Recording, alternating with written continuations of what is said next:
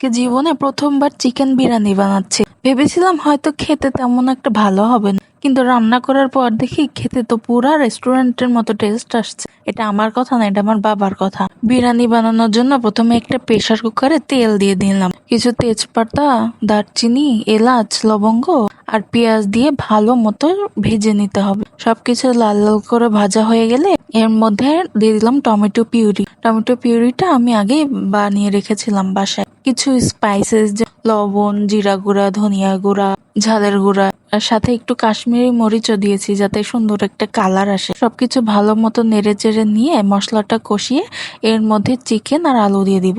এর মধ্যে আরো দিব একটু ফাটানো টক দই আর চিনি। 5 থেকে 7 মিনিট পর্যন্ত চিকেনটা কষাইতে হবে। ধুয়ে রাখা পোলাও চাল দিয়ে সবকিছু একদম ভালো মতো মাখিয়ে নিতে হবে। এখানে আমি 2.5 কাপ মতো পোলাও চাল নিয়েছি, এই জন্য দিয়েছি 4 কাপ মতো পানি। এরপর প্রেসার কুকারে ঢাকনা লাগিয়ে দিয়ে 3 বার সিটি দিয়ে নিতে হবে। এরপর এটাকে প্রায় আমি 1 ঘন্টার জন্য দমে রেখে দিয়েছি চুলা বন্ধ করে। ব্যাস, এ হয়ে গেল আমার চিকেন বিরিয়ানি। জীবনে প্রথমবার বিরিয়ানি বানিয়েছি। চিকেন বিরিয়ানির কালারটা যেমন সুন্দর হয়েছে, টেস্টও অনেক মজার হয়েছে।